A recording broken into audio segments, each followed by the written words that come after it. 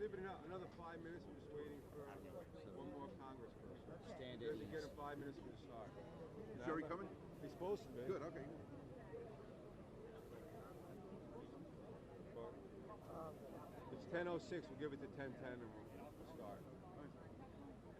When you snooze, you lose.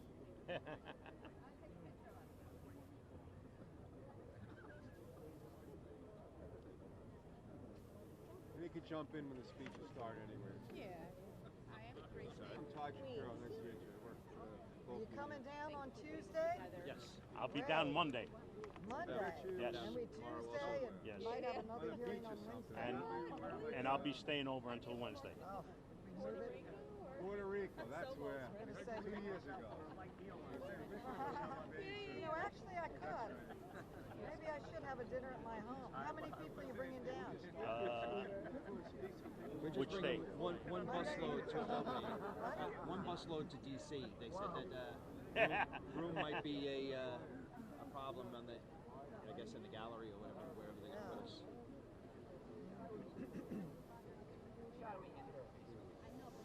Unbelievable. All of our history going on. Is everybody ready? You guys need a... You gonna lead off, Carolyn? Yeah. Guys, can we get everyone together? Everyone come up, please. And then I'm going to you. And then wait a minute. Then you go to Gerard. So we were thinking that we'll get rolling, and then when Nadler gets in, because obviously this is going to take a little while and everybody's on that tight schedule. So, like 2 more minutes? Yeah, 30 seconds. We You know have what? Hey, 290 listen, Nadler can just jump in the middle of the speeches anyway. Yep. People got to get to other events. Yeah, no, it's a big day today. So we'll start. And the names were listed. Okay. Yeah. I'm going to let you. My name is... Everybody's good? You ready? You're ready, we're ready.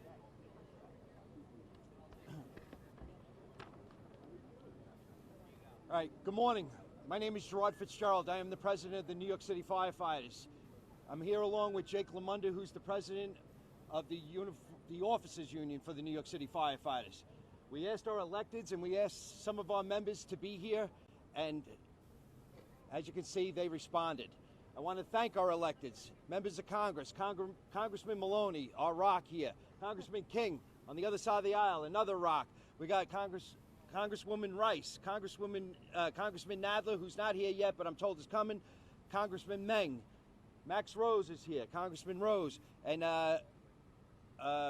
Ocasio-Cortez might be here also. Congresswoman Ocasio-Cortez, I'm told, might be here also. She's not here yet, but welcome to you all. All right. We have a hearing down in Washington on Tuesday on the House floor. I'm told that we have 330 representatives that have signed on, so we're very optimistic that on Wednesday when they vote that this should be passed. So here we go. Hello, and thank you all for joining us on this important occasion to discuss the topic, which is very incredibly important to firefighters, first responders, and tens of thousands throughout our country. There are over 95,000 survivors or responders of 9/11/2001 in every state of our union. There's only one district, I'm told, in Alaska that isn't represented by some victim that isn't living in every district in the country. Many of these men and women have been diagnosed with chronic illness and disabilities linked to their work that happened right here in those days, those weeks, and those months following the World Trade Center attacks. Hundreds of firefighters who were exposed to the dangerous toxins, that toxic soup, as is mentioned right here at Ground Zeroes, have died. 195 members of the New York City Fire Department have died since 9/11. We lost 343 that day. That number keeps climbing higher. We anticipate more firefighters to be diagnosed and unfortunately die in the future. The victims and families of these of what happened to them here need this compensation. Not only the firefighters, not only the police, not only EMS, but all the iron workers, the construction workers, the cleanup crew, all the people that were told that the air was clean, that live in this area, the kids that go to school, everybody else that, the world economy runs right through here, just a mile away here in downtown Manhattan. So nearly 18 years have passed, but firefighters and first responders are still battling serious health problems caused by their exposure from working on the rubble of September 11th. The efforts of the Uniformed Firefighters Association and the federal funding is vitally important to the families of more than 33,000 first responders who struggle with illness from the worst domestic attack in American history. At least 3,700 firefighters have been diagnosed with cancers. Survivors will join FDNY leaders down in D.C. to push for the reauthorization of this funding. Each and every day, the terrorists take more lives.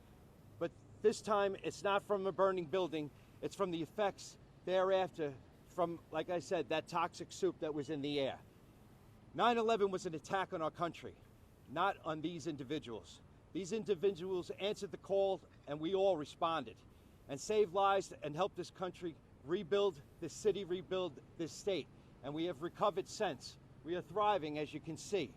When America was attacked, New York City's first responders answered. Now, as New York City's first responders continue to be attacked from the inside out, it's time for America and Congress to answer the call. Thank you very much. I'd like to introduce...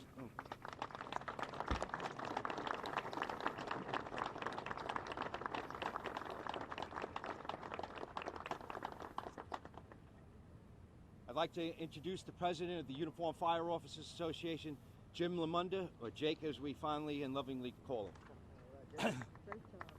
Good morning, everybody. I'm Jake Lemonda, president of the Uniformed Fire Officers Association.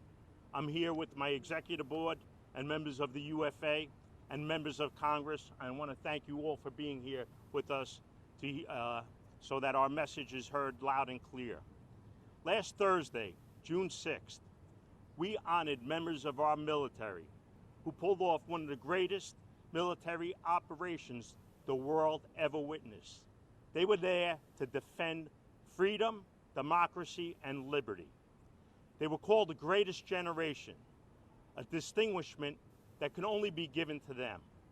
On September 11th and the days to follow, we had proud Americans respond to the day our nation was attacked. They came from coast to coast, from every state. They were here to defend liberty, democracy, and freedom. Our nation was attacked. We were knocked to our knees, and we were there to send a message. You can knock us down, but you will never knock us out. Yay!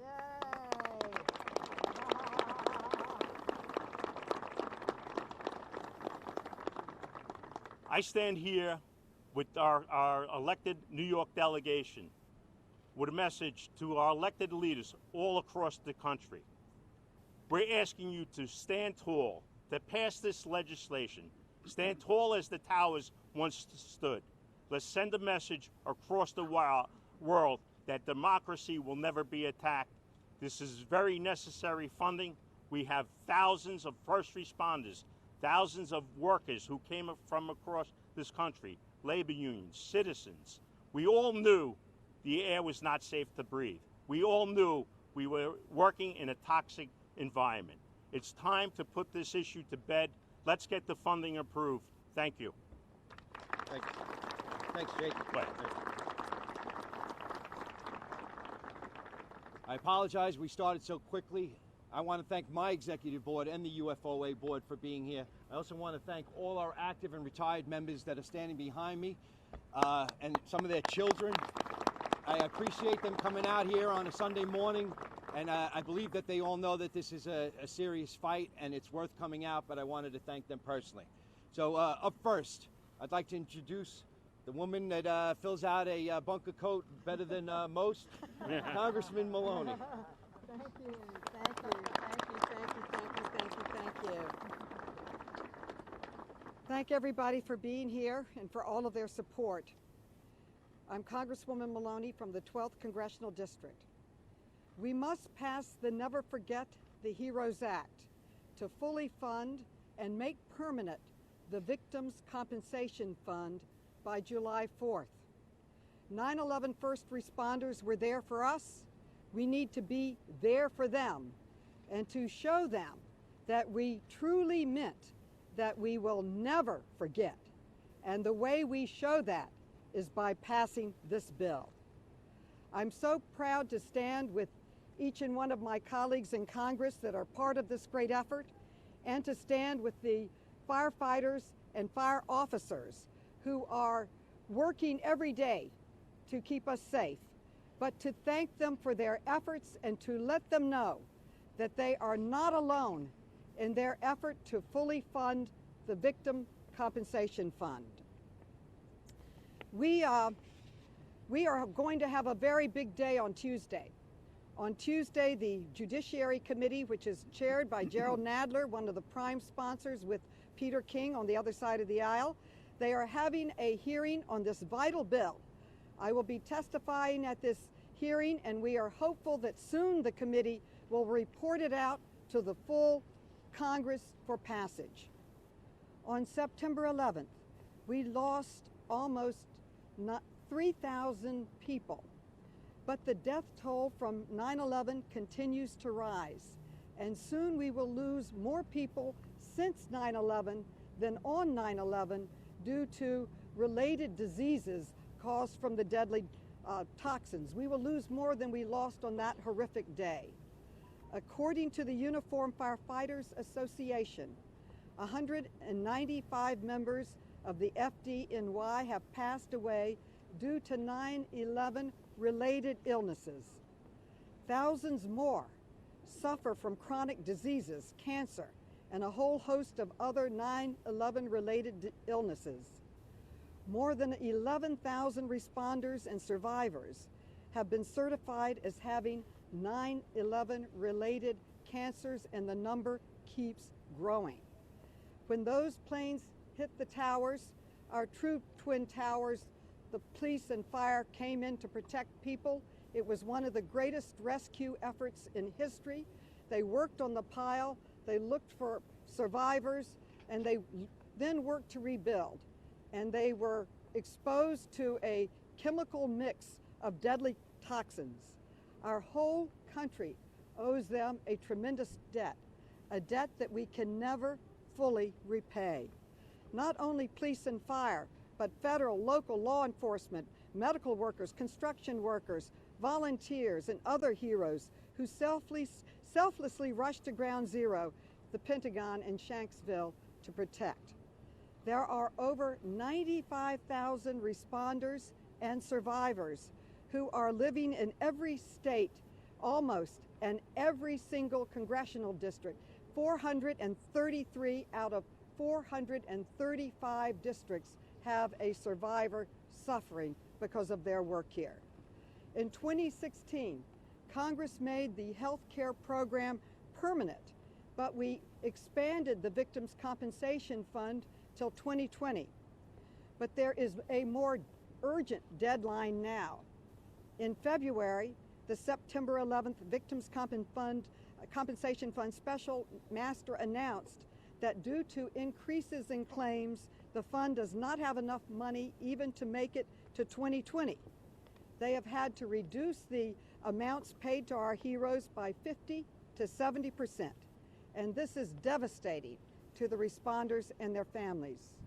So along with Representative King, Nadler, and others in the delegation, many of whom are with me today and will speak shortly, we have introduced legislation that requires the special master to make whole those who received reduced claims due to the insufficient funding and to extend the program permanently. What can I say? We have to get this done, and I'm so proud to stand with each and every firefighter and fire officer who's here today and to let them know that we will never give up. We are standing with them. They are not alone in their efforts to fully fund the Victims' Compensation Fund. We will be there fighting with them on Tuesday all week long. We will never give up until we have passed this important bill, and we have kept our commitment that we would never, ever forget. We thank them for their, what can you say? We can never repay them for what they did for us. We must pass this bill, and I am so pleased to call my co-leader on this from the other side of the aisle, Gerard Nadler, but Peter King. This is a totally bipartisan effort. We have over 60 Republicans joining us in this effort. We're proud to have their support, and thank you, Peter, for your leadership.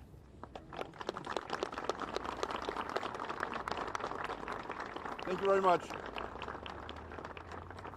Thank you very much, Carolyn, for your great effort on this over the years, and you never stop working. I give you and Jerry Nadler so much credit.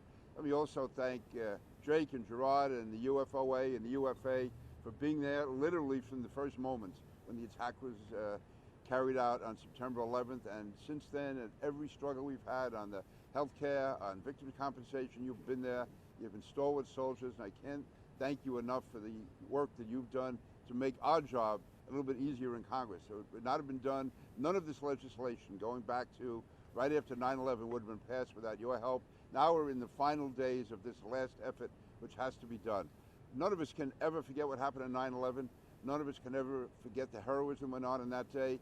And there was also tremendous heroism afterwards. Down here, the recovery, the rescue, the constant working to find remains, the men and women that were down here, the firefighters, the fire officers, the police, the building trades, construction trades, court officers, everyone at every level, and the people lived nearby, those students at Stuyvesant High School. This is something which was an attack on the United States of America.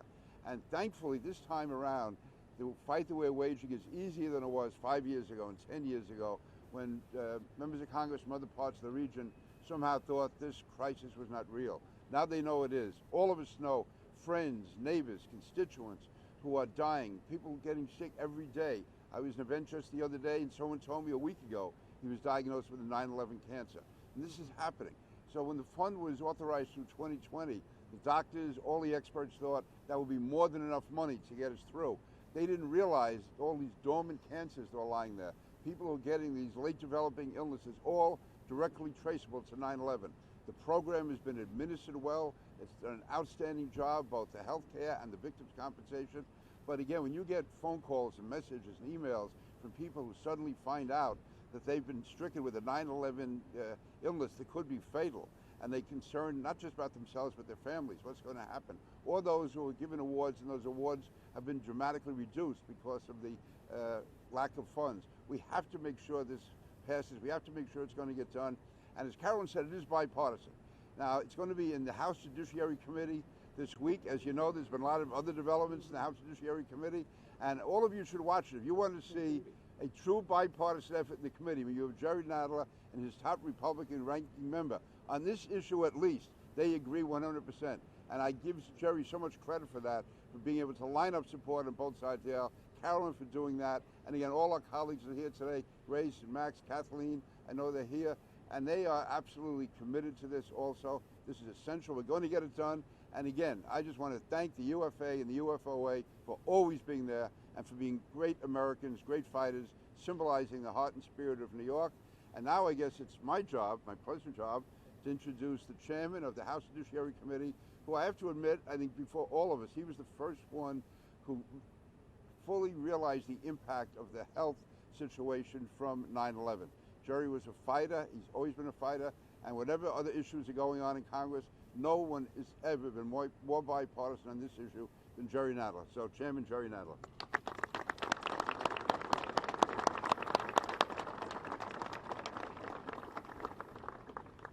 Well, thank you very much. I'm sorry we have to be here again today, as I'm sorry we've had to be in this area so many times in the past on this issue. As I've always said, we have two moral duties here, two separate sources of moral duties to the first responders, the fire officers, the police officers, the iron workers, everybody who responded, and to the residents in the community, people who work here, who live here, who went to school here. And our two moral responsibilities are, number one, many people are getting sick because of the toxins released by the destruction of the World Trade Center, by the collapse of the World Trade Center, and we blame the terrorists for that. But secondly, our own government denied for months that the air was not safe to breathe. When some of us were yelling, the air is not safe to breathe, the federal government, city government was saying it is safe to breathe. And we knew better. And therefore, many, many people worked on the pile for months without proper respiratory protection. And that is a sin beyond belief. And we bear this moral responsibility for that too. Many people are sick who needn't have been sick, had proper precautions been taken then. But that's in the past, but it gives us a moral responsibility.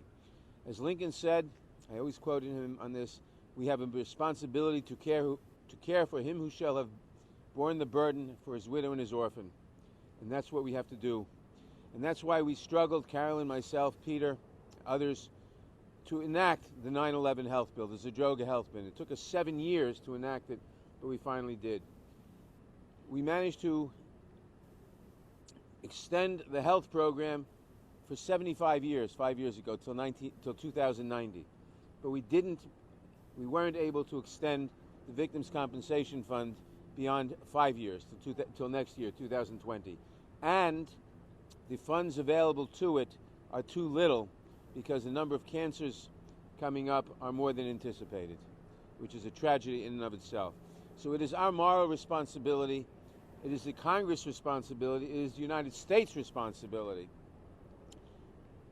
to rectify that and to extend the Victims' Compensation Fund to match the health care fund to 2090, which means in effect indefinitely, and to fund it properly. And that's what we're going to do. And that's why we've introduced the legislation we have.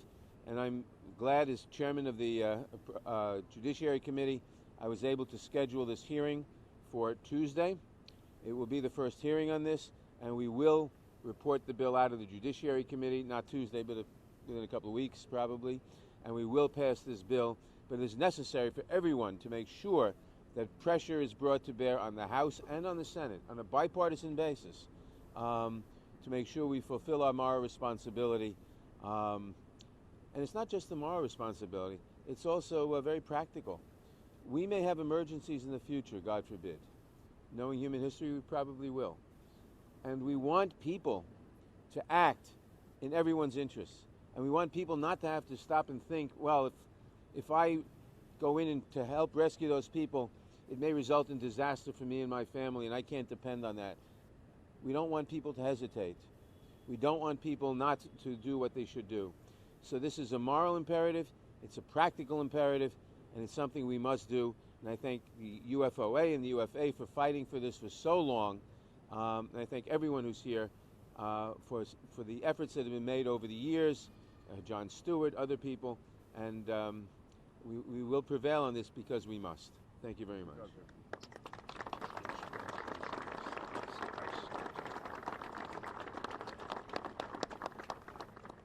I'd like to introduce Congresswoman Rice and thank her for her support and thank her for showing up here this morning, please. Thank you so much. My name is Kathleen Rice and I represent a district on Long Island. Long Islanders have a very long-standing tradition of service in both the NYPD and the FDNY, and many of them responded right here on 9/11 in the days and the weeks and the months after that. I want to echo all the comments of my colleagues, but also add this, that if we do not fully extend the Victims' Compensation Fund for all of those first responders who are going to continue to be diagnosed into the future, what we are doing as a government is effectively pulling the rug out from under every single first responder who spent days, weeks, some years here recovering and rebuilding. And that is not just immoral, but it's un-American. So I'm looking forward to going back to Washington next week, working with Pete, who has been really such a stalwart here, and getting Republican support to make this a nonpartisan issue, because when people came here on 9/11, they didn't show up here as Republicans or Democrats. They showed up as Americans, and we need to honor their service. Thank you.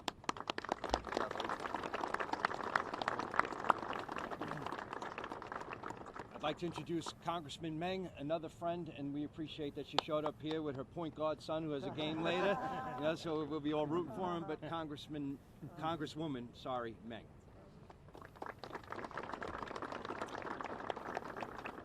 Thank you, Jake. Thank you to Gerald, Fitzgerald, to all your members, retirees, everyone who is here today. September 11th, 2001 was a harrowing day that will live in our minds and our hearts forever. We all know and remember exactly where we were when we first heard the news, what we were doing, who we were with, And that feeling of fear, of panic and uncertainty, and later loss and anger will never truly go away. There is not one person in this area that wasn't affected in some way, whether they were at the Twin Towers on 9/11 or in school. This horrific act of terrorism changed each of us as individuals, how we relate to our families, our country, each other, and our communities. It changed New York, our nation, and our world. As Americans, and foremost New Yorkers, we grew stronger, and we could not have made it this far without our first responders, who have earned every single ounce of support that we can and should provide. We can never thank our first responders enough for all they had done on 9/11 and all that they continue to do every day since then to keep us safe. Without hesitation, these courageous men and women continuously put their lives on the line to save others' lives, rushing into burning buildings, responding to emergencies, and putting themselves in harm's way. On that very day and many weeks that followed, first responders and construction workers worked in the dark clouds of dust where the Twin Towers once stood, exposing themselves to those toxins from the collapse as they searched for survivors and performed recovery and debris cleanup. Because of this catastrophic terrorist attack against our country, hundreds of thousands of people were exposed to toxins, which has led to staggering numbers of illnesses, cancers, and death. The horror of 9/11 still lingers as survivors and emergency personnel continue to require critical medical care. I want to thank my colleagues, Congressman Nadler, Maloney, Congressman King, and other colleagues who are here today, as we have fought together to renew their vital programs and extend the support provided in this fund. And that's why we're all standing here today. The fund needs to be permanently and fully funded to provide medical benefits to the first responders and compensate the families of those who were killed on 9/11 and those who died of 9/11 related illnesses. The first responders stood by their duty to serve our country, and we, the United States of America and the United States Congress, must do our part and fulfill our duty to serve them. And thank you everyone for being here today.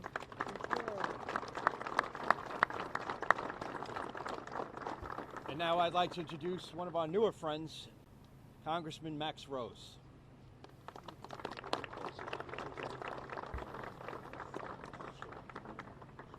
I want to thank all the firefighters, the leaders here today, Congresswoman Maloney, Congressman King, Congressman Nadler, for your leadership on this issue before really anyone was talking about it. You know, let's put this in the simplest of terms. Every person that dies from 9/11 related illnesses is yet another casualty of Al-Qaeda's attack so many years ago. Now, we know that because of the extraordinary leadership of those here today, the House is going to pass this in the coming weeks. But we're also here to call on the Senate. This is the Senate's opportunity to lead. This is the Senate's opportunity to put hyperpartisanship aside and to be there for those who were there for us, those who put their lives on the line. You know, I've had the opportunity to spend an extraordinary amount of time with our firefighters, police officers, first responders, our nation's best. And what they all say to a T is that knowing what I know today, knowing the sicknesses that I've dealt with, knowing the fact that I've had to watch my brothers and sisters pass, we all would still rush into harm's way. We all would do it again. That is our nation's finest. That's the values that we all ascribe to, that we all seek to fulfill, and we have got to be there for them. So the Senate, you got to pass this bill. It's what's right for this country. And Mr. President, we trust that you're going to remember you're a New Yorker and you're going to be there for them. All right, thank you so much.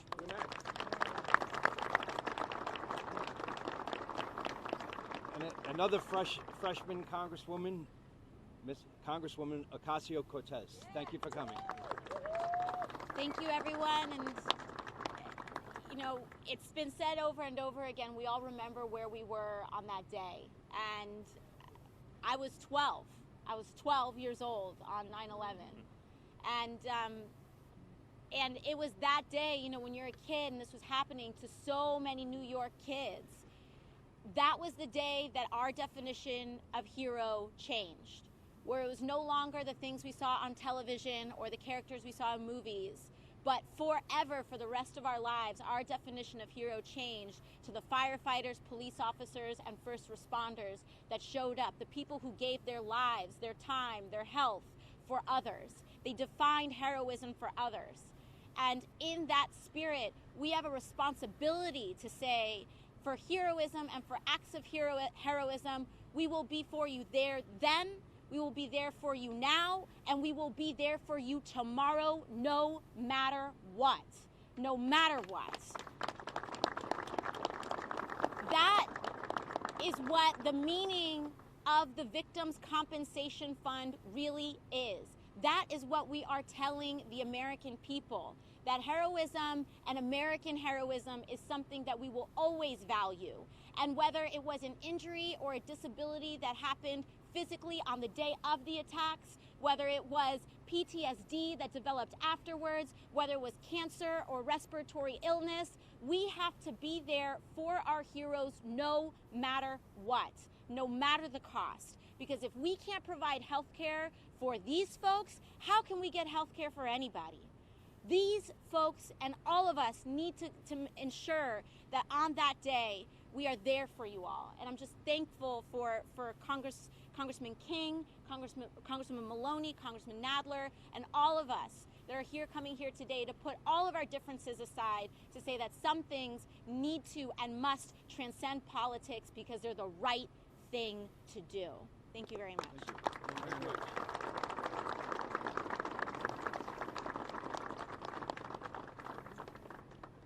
I believe we're done with the speeches. We'll field a few questions if anybody has them. And again, thank you for everybody that has shown up. Sorry.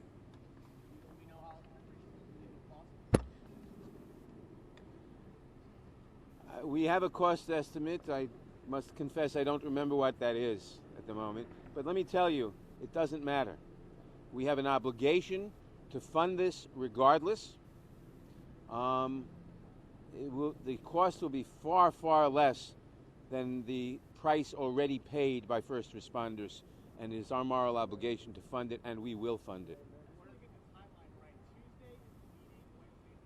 No. Tuesday is the hearing. We'll have to mark the bill up probably a few weeks later, and it'll probably be on the floor hopefully before the end of July.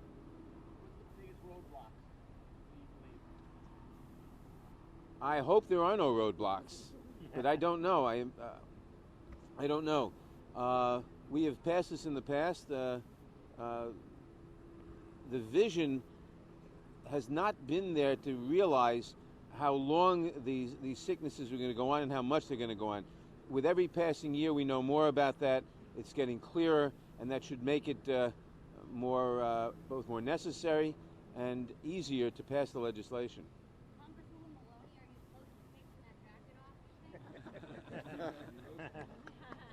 No, the day we introduced the bill, I promised that I would wear this jacket until we passed it.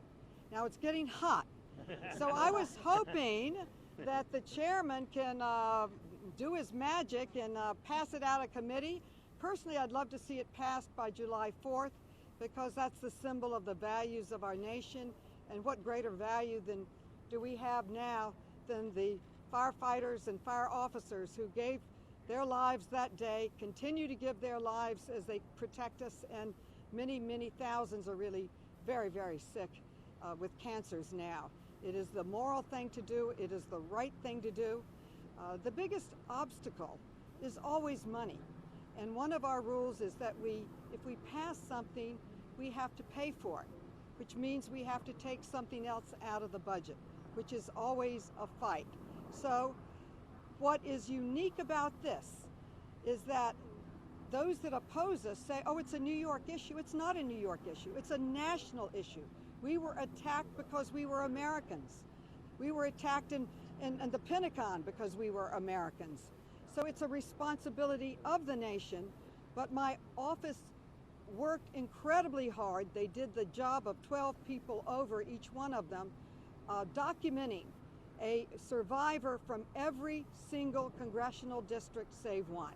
Every single congressional district has someone in that database who has cancers, who worked here, so it is a responsibility of every member of Congress to take care of their constituent, and it is a responsibility of all of us to speak out and vote for America, American values. I would love to see a celebration on the 4th of July that we remembered our heroes. We remembered those who were there for us as we remembered those who were there for D-Day this week and that horrific time and that turning point in history. This was a turning point in history. We stood up and fought back against terrorism, fought back with our lives. We continue to fight back. We have not been attacked again, although they have tried many times. That is a victory. We should celebrate it. We should pass this bill and give the heroes and heroines, the FDA, the firefighters and fire officers, the police officers, everybody who was involved, the dignity and respect they so justly deserve. Let me.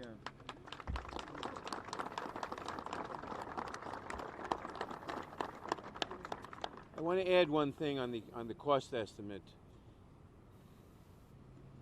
When we passed the bill in 2015 extending the Victims Compensation Act for 5 years, we had an appropriation in it. One of the problems we have now is that appropriation was too small because the number of cancers that have arisen are greater than anticipated. And so the one thing we have to say about any cost estimate is we really don't know. If, God forbid, there are more cancers and more sicknesses in the next 15, 20, 30 years or whatever than we now anticipate, and the anticipation is purely an estimate, then the cost will be higher. If, God willing, there are fewer sicknesses 5, 10, 15 years from now than we are guessing now, the cost will be lower. So it's really very difficult, in fact impossible, to accurately gauge the cost, but whatever it is, we must pay. I'm sorry. Oh, yes.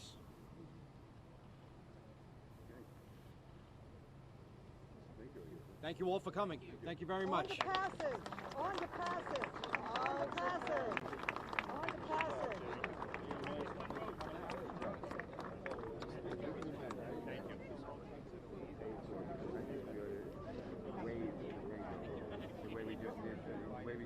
Peter, thank you. Thank you for being here, Congressman. Hey, thank you. Let me tell you, Ocasio and video, one of the time changes before Freedom Day parade, my officers told you and everybody else, it was at 10 o'clock. Hey.